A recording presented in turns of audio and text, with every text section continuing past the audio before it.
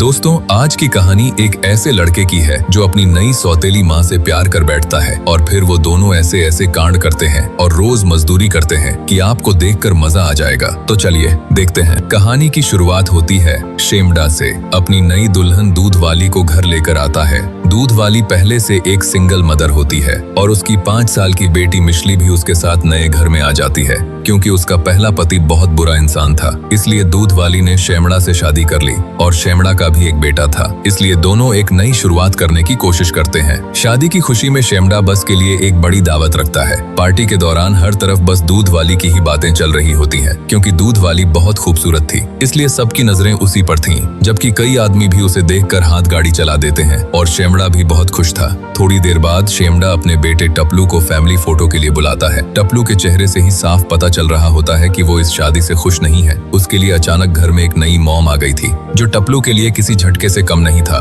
Photo खत्म होने के बाद रात का वक्त होता है। शेमड़ा और दूध वाली अपनी मजदूरी करने ही वाले होते हैं कि तभी शेमड़ा का एक दोस्त बाहर से आवाज लगाता है, जल्दी चलो, एक जरूरी काम है। तो शेमड़ा जल्दी से उसके साथ चला जाता है और पिंकी सो जाती है। असल में शेमड़ा अपने दोस्तों के साथ मिलकर एक गैर कानूनी काम करता है। वो पुरानी कब्रों की खुदाई करके उनमें से कीमती चीजें निकालता था और उन्हें महंगी कीमत पर बाजार में बेच देता था। लेकिन आज खुदाई के दौरान पुलिस की टीम वहां पहुंच जाती है और पिछवाड़ा लाल न हो जाए, सब लोग वहां से भाग जाते हैं। वो किसी तरह बच तो जाता है, लेकिन इसी वजह से पूरी रात निकल जाती है। सुबह जब वो वापस आता है तो दूध वाली सो रही होती है। शेमड़ा उसको देखकर गर्म हो जाता है और खुद को रोक नहीं पाता और जो काम रात को होना था वो अब करने लगता है और जमकर मजदूरी करता है और बाल्टी पानी से भर देता है। अगले दिन टपलू अपने दोस्तों के साथ गेंद मस्ती कर रहा होता है। इसी दौरान एक लड़की पिछली चुपके से उसके लिए एक लव लेटर रख देती है। पिछली टपलू से पिंकी पिटवाना चाहती थी, लेकिन टपलू उसमें कोई दिलचस्पी नहीं दिखाता और टपलू लेटर फाड़ कर फेंक देता है, जैसे कोई बहुत बड़ा काम कर लिया हो। उधर शेमड़ा और दूध वाली हनीमून के लिए बाहर चले जाते हैं। उनके जाने के बाद पूरे टाउन में बस उन्हीं की बातें चलती रहती हैं कि यार शेमड़ा तो दूध वाली के साथ रंगरलियां मना रहा होगा। टपलू भी ये सब सुन लेता है और उसको अच्छा नहीं लगता ये सब सुनकर। इसके बाद जब पिंकी लाल हो गई थी तो शेमड़ा और दूध वाली वापस घर लौट आते हैं। घर पहुंचने पर शेमड़ा देखता है कि हम इतनी बड़ी मजदूरी की जंग से वापस आए हैं, बाकी तो सब आए हैं, लेकिन टपलू नजर नहीं आ रहा। इसके बाद दूध वाली की बहन उसको कहती है, हाँ जी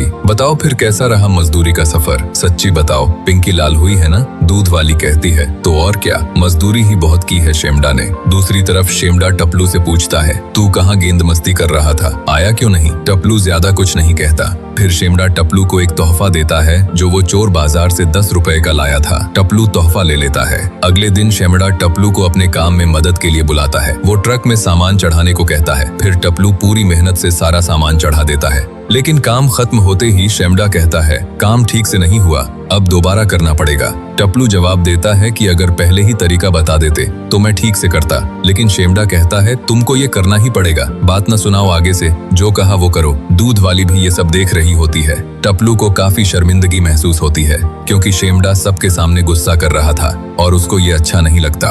रात को दूध वाली शेमड़ा से आराम से बात करती है और कहती है कि टपलू अब बड़ा हो चुका है और उसका सामान भी, इसलिए उसके साथ थोड़ा प्यार और समझदारी से पेश आया करो। लेकिन शेमड़ा उसकी बात को ज्यादा अहमियत नहीं देता और उल्टा कहता है कि टपलू को डांट लगाना अच्छा है और अगर डांट न लगाऊं तो इसने खराब हो जाना है। इसके बाद शेमड़ा का मिस्त्री हरकत में आ जाता है। फिर वो खेत में हल चलाना शुरू कर देता है। कुछ देर बाद शेमड़ा बताता है कि उसे कुछ दिन के लिए टाउन से बाहर माल की डिलीवरी के काम से जाना होगा। अगले दिन टपलू अपनी छोटी सौतेली बहन मिशली को संजय दत्त की कहानी सुना रहा होता है। मिशली उसके साथ काफी घुल मिल चुकी होती है और टपलू को बड़ा भाई मानती है। दूध वाली यह सब देखकर खुश होती है, क्योंकि दोनों के बीच अब सच्चे भाई बहन जैसा रिश्ता बनने लगा था, जो कि अच्छी बात थी। थोड़ी देर बाद शेमड़ा घर लौट आता है और शाम को दूध वाली को लेकर एक म्यूजिक शो देखने चला जाता है। वहाँ शेमड़ा तो प्रोग्राम देखने में व्यस्त होता है, लेकिन बाकी लोग दूध वाली को ही देख रहे थे, क्योंकि तरबूज बहुत बड़े थे, इसीलिए सब लोग बस यही देख रहे थे। अगले दिन टपलू और दूध वाली पेड़ के नीचे बैठकर पुरानी रोमन कहानियों और प्यार के बारे में बात कर रहे होते हैं, जिसमें सांप पिंकी का खेल और मजदूरी की बातें लिखी थीं। दोनों की बातचीत मजे से चल रही थी, लेकिन तभी शेमड़ा वहाँ आ जाता है और अपनी बातों से दोनों की कहानियों गाड़ियों पर पानी फेर देता है। उसी रात शेमड़ा और उसके साथी कब्रों की खुदाई के दौरान एक बहुत ही कीमती पुरानी चीड़ ढूंढ निकालते हैं और जिसकी कीमत लाखों नहीं बल्कि करोड़ों तक हो सकती है और बात पूरे टाउन में फैल जाती है। जब शेमड़ा को पता चलता है कि सब लोग इस बारे में जानते हैं तो वो गुस्से से दूध वाली से सवाल करता है कि इस बात का सिर्फ तुमको पता था, बाहर लोगों को कैसे पता चला। इसी बीच टपलू दूध वाली को बचाते हुए कहता है कि ये बात सबको वैसे भी पता ही है, बताने की जरूरत नहीं कि आपको कोई कीमती चीज मिलती है। शेमड़ा टपलू पर गुस्सा करता है कि तुमको क्या पता। फिर टपलू गुस्से में कह देता है कि यह गैर कानूनी काम अच्छा नहीं है और खाना छोड़कर बाहर चला जाता है। फिर दूध वाली उसको खाना खिलाने पीछे आ जाती है। उस रात दूध वाली शेमड़ा को कहती है, इतना गुस्सा मत किया करो उस पर, वो तुमसे बहुत प्यार करता है, ऐसे उसके दिल पर क्या गुजरेगी। टपलू कहता है, अच्छा अब नहीं करता। इतने में ही शेमड़ा तरबूज देखकर गर्म हो जाता है और दूध वाली से कहता है, चलो बाल्टी पानी से भरूं। फिर वो जम के पिंकी की धुलाई करता है और बाल्टी पानी से भर देता है। फिर शेमड़ा काम से बाहर चला जाता है, वही कीमती चीज जो उसको मिली थी उसको बेचने के लिए। इसी बीच टपलू और दूध वाली को एक दूसरे के साथ वक्त बिताने का ज्यादा मौका मिलने लगता है और दोनों की काफी अच्छी दोस्ती हो जाती है। लेकिन इसी बीच एक बुरी खबर आती है। स्मगलिंग के दौरान पुलिस ने शेमड़ा को गिरफ्तार कर लिया है। इसके बाद दूध वाली रोज उससे मिलने जेल जाने लगती है और उसे छुड़ाने के लिए हर मुमकिन कोशिश करती है। वो बड़े लोगों और पहचान वालों से भी मदद मांगती है लेकिन कोई रास्ता नहीं निकलता क्योंकि शेमड़ा की किसी से नहीं बनती थी। हैरानी की बात यह होती है कि इतनी मुश्किलों के बाद भी शेमड़ा का स्वभाव नहीं बदलता। वो जेल में भी दूध वाली पर बिना वजह गुस्सा करता रहता था, जैसे किसी ऑफिस में बैठा है और दूध वाली उसकी नौकर है। कुछ दिन बाद टपलू किचन के पास खड़ा अपनी आंख साफ कर रहा होता है क्योंकि उसकी आंख में सफेद पानी का कतरा पड़ गया था। तभी दूध वाली वहां आती है और उसकी आंख से कचरा निकालना शुरू कर देती है। दूध वाली को अपने इतना करीब देखकर टपलू गर्म हो जाता है और किस कर देता है, जो कि दूध वाली को अच्छा लगता है। लेकिन अगले ही पल उसे एहसास होता है कि यह ठीक नहीं और वो बाहर चली जाती है। इसके बाद रात को दोनों किस वाली बात सोचते हैं और टपलू हाथ गाड़ी चलाता है। लेकिन टपलू के दिल में जो पैदा हो चुके थे वो अब मजदूरी मांग रहे थे। दूसरी तरफ दूध वाली समझ चुकी होती है कि अगर मैंने अपने दिल की बात मानी तो पूरा परिवार टूट सकता है। इसी वजह से मुझे टपलू के साथ मजदूरी का सोचना भी नहीं है। लेकिन टपलू किसी भी जगह उसको किस करने की कोशिश करता रहता। कभी उसके दरवाजे पर ही सो जाता, वो उसको समझाती, लेकिन टपलू अपनी जिद छोड़ने के लिए तैयार नहीं होता। एक रात टपलू शराब पीकर और हल्की चोटों के साथ घर लौटता है, जो चोटें उसने खुद लगाई थीं। दूध वाली उसे उस हालत में देखकर घबरा जाती है और मदद करने लगती है, लेकिन टपलू अपना शुरू कर देता है। दूध वाली भी काफी अरसे से मजदूरी की भूखी थी और वो भी शुरू हो जाती है। टपलू को गुफा की सैर करवाती है। इसके बाद काफी दिन मजदूरी का काम चलता रहता है। एक दिन जब दूध वाली खाना बना रही होती है तो टपलू भी आ जाता है। दोनों किचन में शुरू हो जाते हैं और टपलू चूसना शुरू कर देता है। तब अचानक स्टोर रूम की तरफ से आवाज आती है। टपलू तुरंत दरवाजा खोलता है और देखता है कि अंदर पिछली छुपी हुई थी। ये वो ही है जिसने स्टार्ट में टपलू को लेटर दिया था।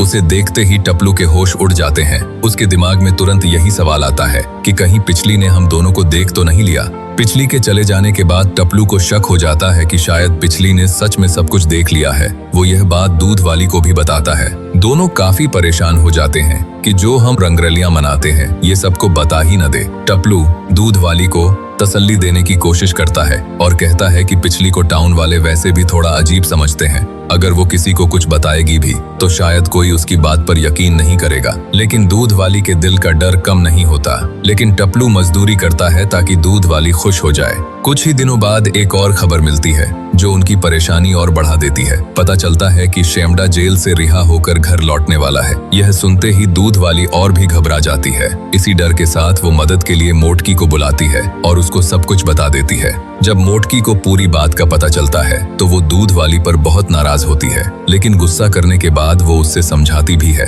कि अब सबसे जरूरी बात यह है कि शेमड़ा को इस राज्य के बारे में कुछ भी पता नहीं चलना चाहिए। मोटकी ये सब दूध वाली को बचाने के लिए नहीं बल्कि शेमड़ा और पूरे परिवार को बिखरने से बचाने के लिए कहती है। अगले दिन जेल से रिहा होने के बाद उसके स्वागत के लिए एक छोटी सी पार्टी रखी जाती है जो बहुत मजेदार थी। पार्टी में सब लोग खुश नजर आ रहे होते हैं। लेकिन दूध वाली टपलू के चेहरों पर साफ डर दिख रहा होता है। उन्हें लग रहा होता है कि कहीं उनकी छुपी हुई मजदूरी सामने ही ना आ जाए। दूसरी तरफ शेमड़ा काफी नशे में होता है और शुरू में उसका ध्यान किसी की तरफ नहीं जाता, लेकिन कुछ देर बाद वो समंदर के किनारे अकेला जाता है समंदर का नजारा लेने के लिए। वहाँ उसकी मुलाकात पिछली से होती है। पिछली बिना किसी झिझक के शेमड़ा को वो बात बता देती है जो उसने अपनी आंखों से देखी थी। वापस आकर वो बहुत ड्रिंक करता है और किसी पर कोई गुस्सा नहीं करता। अगले सीन में हम देखते हैं कि शेमड़ा, दूध वाली और टपलू घर पर मौजूद होते हैं। हैरानी की बात यह होती है कि शेमड़ा बिल्कुल शांत नजर आ रहा होता है। उसके चेहरे पर न गुस्सा होता है और न ही कोई हंगामा। फिर वो दूध वाली को नीचे से ठंडा पानी लाने के लिए भेज देता है ताकि वो टपलू से अकेले में बात कर सके।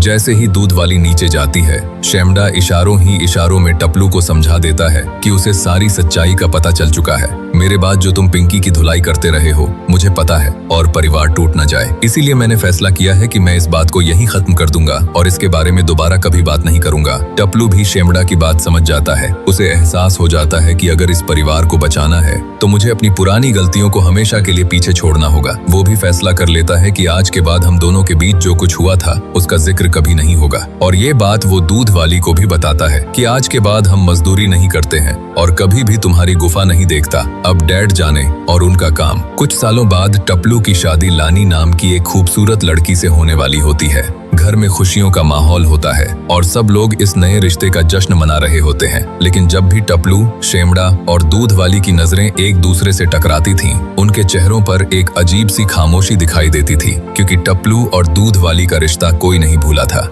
और सबको पिंकी की धुलाई याद थी। शादी की रस्में पूरी होने के बाद पूरा परिवार एक साथ फैमिली फोटो खिंचवाता है। कैमरे के सामने सबके चेहरों पर मुस्कान होती है, लेकिन हर इंसान के दिल में अपनी अपनी कहानी छुपी होती है। और इसी के साथ यह कहानी यहीं खत्म होती है। और आपको यह कहानी पसंद आई है तो लाइक के साथ सब्सक्राइब भी कर देना ताकि हमारी मुलाकात होती रहे।